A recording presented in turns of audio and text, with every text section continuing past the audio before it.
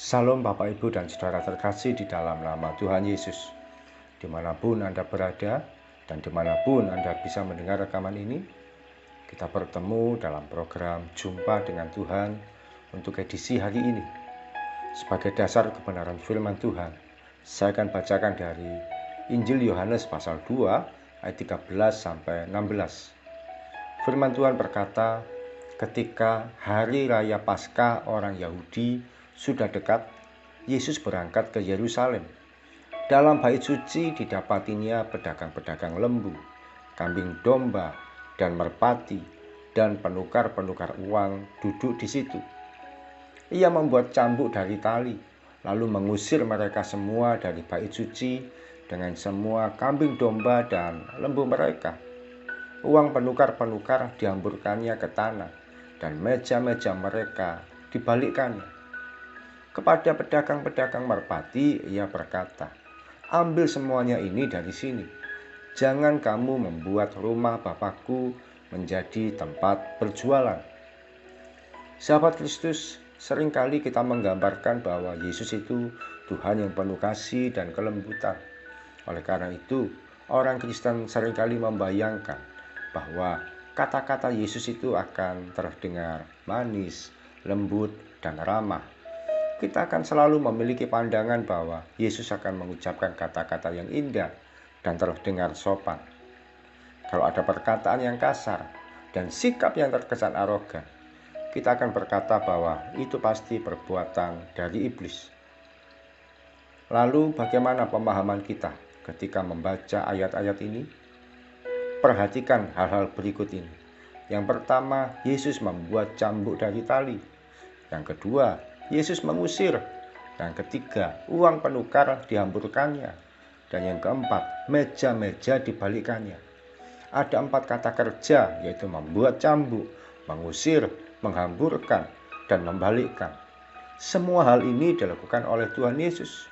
Bahkan terkesan barbar, tidak ada sopannya sama sekali. Dalam hidup ini, seringkali hati kita perlu dimotivasi dengan cara yang tidak biasa.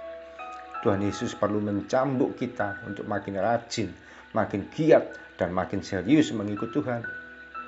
Ketika selama ini kita mengikut Tuhan tidak dengan kesungguhan hati, setengah hati, atau bahkan seperempat hati, jangan heran kalau Tuhan mencambuk kita.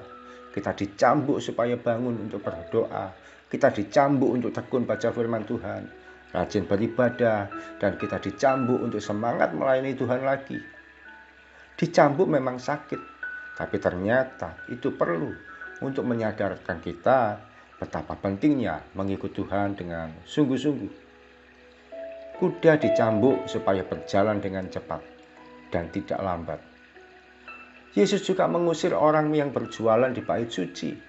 Yang namanya mengusir tidak pernah dengan bahasa yang halus, dengan berkata, "Bang, maaf ya, minggir dulu, jangan di sini." Atau, "Mas, mohon maaf, jangan berjualan di sini." Tidak, Yesus mengusir mereka tentu dengan suara yang keras, tegas, dan lugas. Ada hal-hal tertentu yang mau tidak mau harus kita usir. Kita tidak perlu bicara baik-baik, harus tegas. Kita bisa mengusir dosa dari hidup kita. Kita bisa mengusir kebiasaan buruk dari hidup kita. Kita bisa mengusir manusia lama kita. Kita bisa mengusir segala sesuatu yang kita tahu bisa membuat kita jauh dari Tuhan. Apakah itu orang-orang tertentu, hobi, atau bahkan benda-benda yang ada di rumah kita. Tuhan Yesus menghamburkan uang penukar. Artinya motivasi yang salah ketika kita mengikut Tuhan akan diobrak-abrik, dihancurkan, dan dibuang jauh-jauh dari hidup kita. Bisa jadi kita selama ini mengikut Tuhan hanya kejar berkat, hanya cari mujizat, dan hanya cari hal-hal yang spektakuler saja. Kita yang ikut Tuhan hanya supaya dapat berkat materi, cari mujizat, atau cari kuasa Tuhan ke sana kemari. Tuhan akan berurusan dengan kita secara pribadi. Oleh karena Tuhan mau kita ini mengenal Dia secara pribadi lebih dari sekedar bertemu dengan berkat dan mujizat. Orang yang hanya kejar berkat, mencari mujizat saja, suatu kali akan kecewa. Kenapa doanya tidak dikabulkan oleh Tuhan? dan permintaannya tidak disediakan, dia akan menangis dan kepahitan pada Tuhan.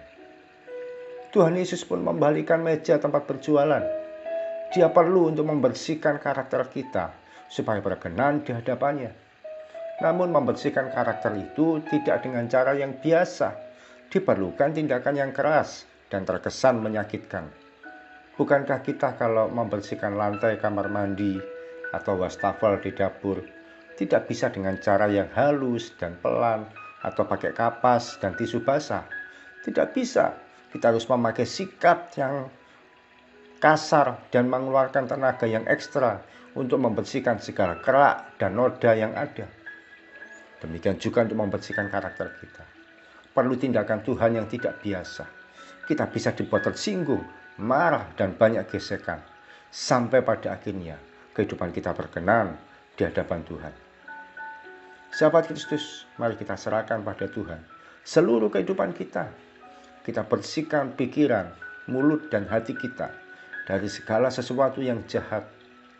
Mengikut Tuhan itu seharusnya membuat kita memiliki pola pikir yang baru, hidup dalam ketaatan yang penuh. Jangan heran kalau selama ini kita belum taat sepenuhnya. Akan ada saja pembersihan yang Roh Kudus kerjakan. Bisa jadi itu menyakitkan daging kita, namun sebenarnya baik untuk roh kita. Saatnya belajar untuk jadi pengikut Kristus yang rela untuk dibersihkan dan dimurnikan oleh Tuhan, sehingga kita benar-benar layak untuk menjadi murid Kristus yang memiliki komitmen kuat.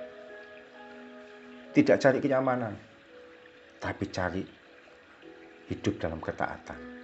Mari kita datang pada Tuhan. Terima kasih Tuhan Yesus, firman-Mu kami terima, dan kami mau menjadi pribadi yang taat di hadapan Tuhan. Kami mau jadi pribadi yang berkenan di hadapan Tuhan.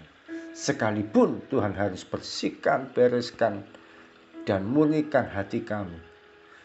Kalau Tuhan mau berurusan dengan kami, mau bongkar segala sesuatu yang ada di hati kami, segala sesuatu yang salah, yang enggak berkenan di hadapan Tuhan, silakan kerjakan ya Tuhan dalam kehidupan kami, sampai kami Engkau dapati benar dan berkenan di hadapan-Mu. Terima kasih Tuhan Yesus, kami mau berjalan sepanjang hari ini. Kami percaya kebaikan Tuhan selalu menyertai kami. Perlindungan Tuhan ada atas kami semua. Keajaiban Tuhan melindungi kami dari pagi sampai nanti malam, bahkan sepanjang umur hidup kami. Di dalam nama Tuhan Yesus kami berdoa dan mengucap syukur. Amin. Selamat menjadi pengikut Kristus yang tidak hanya cari kenyamanan, tapi mau hidup dalam ketaatan. Salam dari saya Ogi Raharjo dari Mitspa Ministry. Tetap setia sampai garis akhir. Tuhan Yesus memberkati.